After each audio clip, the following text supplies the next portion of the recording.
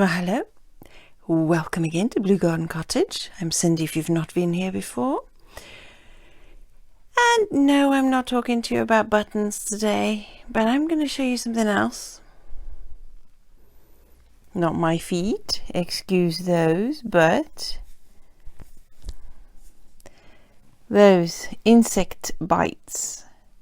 Horsefly bites, to be specific. And it turns out I'm allergic. Totally allergic. And this is now the second lot in 2 weeks. Just 2 weeks, not even 2 weeks ago, I had a horsefly bite there on this leg, and my entire leg from knees down to toes swelled up humongous with cellulitis infection brought on by that allergic reaction and bite.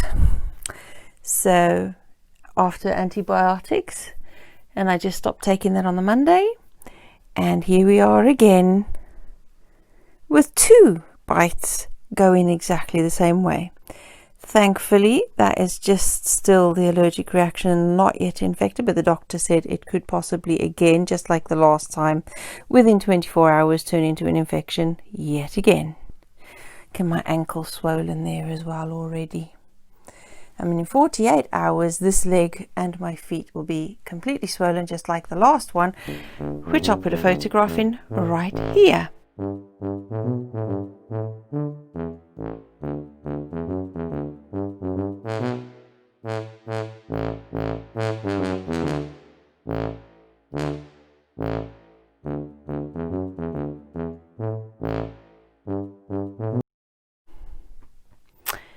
So that's what I've been dealing with, upon all the craziness of all the storms we've had, but thankfully nothing like what's going on in other parts of the world.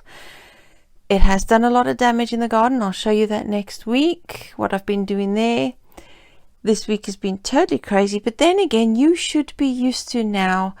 That's normal for this family, the chaos and the crises that happen here. And look who's just taking it all in her stride. Yep. Anyway, other than the fact that I am especially tasty to horseflies, crazy as that seems, there's been some other developments. I'm going to show you that now. We'll talk about that now. Right, so the other thing I wanted to talk to you about was the crafting. Obviously, hubby hasn't been able to do the crafting since earlier in the year, with us not being able to get supplies, and also because of the accidents that he'd had between slicing the tendons in his fingers, in his one finger, and then breaking 2 of his toes while dismantling a pallet. So between those 2 injuries, and in the months since then, with all the really bad weather, and now, even now, all those months later, the nerves in his fingers are almost permanently damaged. They're not working, and he's really struggling to hold the wood and to be able to whittle, and it's really awkward for him, so he's really struggling to be able to do that. So we're stuck at like a crossroads. He can't do the whittling anymore, but what can we do? I mean, he has today for me turned another bowl. He's been able to turn a bowl, a nice lovely hefty chunky 2 square edge bowls. He tried to do it 4 square edges, but there was a massive chunk out on the one side, so it had to be rounded. But he made that for me today, just to do something, because he needed to do something craft wise, and it's okay, it's not bad at all. The wax has been put in there. We'll put some more in, to some oil to soak in, but whittling is going to be a problem. And as much as we love the crafts, love the whittling, and I adore painting them, I really enjoy it. I even enjoy some woodwork sometimes myself, but we need to make some changes. Now, you know, I've still got a whole bunch of the wooden crafts left to paint, so I'll get on with those. and I'll continue to do that until I've completed them all. But we might have to turn to the turned ornaments, and we had another idea. We found some recipes for cold porcelain, which is not real porcelain. It's a type of clay that you make from a few household craft and edible items, and we found recipe for paper clay. So we've been experimenting with those. So far we've only made the one cold porcelain recipe, and there's 2 paper clay, and I've got another 3 recipes to play with, to experiment with, and we shall have to be making the paper clay and cold porcelain ornaments to paint, or decorations, or anything like that, or whatever sculptures we can. So we'll be experimenting with those as well. In the meantime, when he can, he will continue to do some turn-in. But as far as the whittling goes, what we have left in the shed to paint is what needs painting in the craft shed. So I don't know what you think about that. If you'll let me know. In the meantime, I'm just going to show you some of the pastes, the cold porcelain and the paper clay. Right, so here they are. This is the cold porcelain. As you can tell, it's called porcelain because of the color it is, and that's because of the ingredients used, which is mainly corn flour, glue and oil to make this. Now this needs quite a bit of kneading to get it pliable, because it's been in the fridge and cold and could be very dry, so you need baby oil to maneuver it and make it more moldable, and it's really great, and it's all air dry stuff. But the other recipes that I found for the cold porcelain, they require cooking to make it more elastic, which I want to try because I think it'll be better than this one. But I'll have a go with making something with it, and then when I've made all the different clays, I will show you the results of making the crafts with the different clays. So this is my favorite for color, and the potential for the better ones with the cooking to make it more elastic, and I really like that one. So I'll get back to you on those ones. It's very simple ingredients. These 2 are the paper clay ones.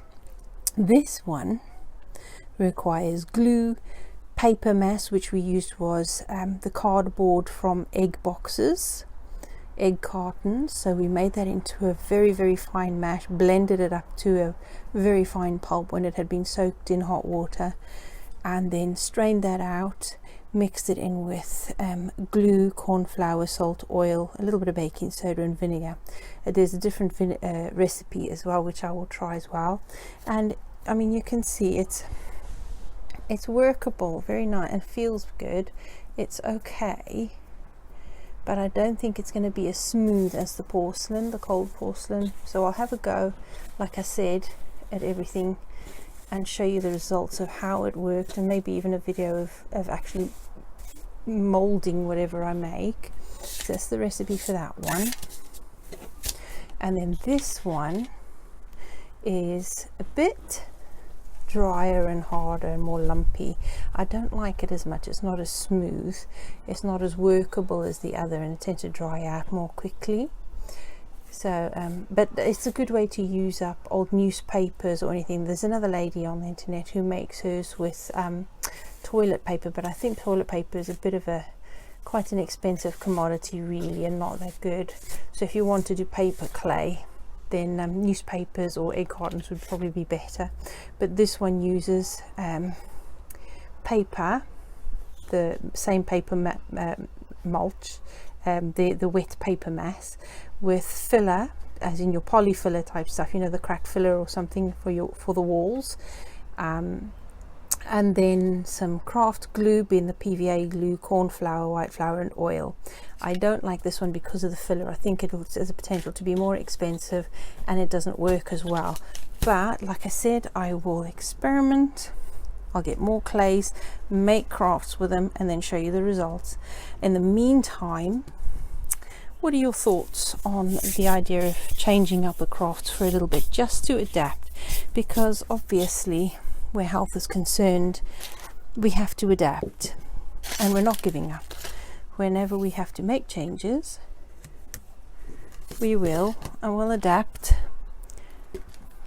But whatever we do at Blue Garden Cottage is always adaptable and changeable according to the circumstances, and we will always try to figure out a way of making things work. If one thing fails, we'll find another, because that's what we do. That's the make, do and mend, the self-reliant thing to do, and we will keep trying. So let me know what you think. Give me your ideas, your thoughts on it. It'll be lovely to hear from you, and I shall keep you updated on what happens as far as the crafts are concerned. In the meantime, I really love the turning. I'm grateful that he can still do turning, at least, even if you can't do the whittling. So we'll see how that goes. Whatever it is, it might not be the whittler in the garden anymore, but he'll still be the crafter. So it'll be Blue Garden Cottage Crafts, I think, rather than the whittler in the garden, which I absolutely love, the whittler in the garden. But we might still stick with Blue Garden Cottage Crafts. We'll see what happens. We'll see how this all develops. It's still moving on and growing and changing as we go. So there you are. How are you guys doing with your adapting and changing? As this year has been one to force a lot of people to adapt and change and make do and solve problems, or revel in those that are not problems. Do let me know. It'd be lovely to hear from you. I'll speak to you again soon. I can't promise when, as it's been a whole another week's gap between this one and the last, or 2 weeks rather, with the usual crises that's been going on. But I'll share those with you, as I said, in the next video. Take care. We'll speak again soon. Like, subscribe if you haven't already done that, and do feel free to comment. I'll speak to you soon. Bye.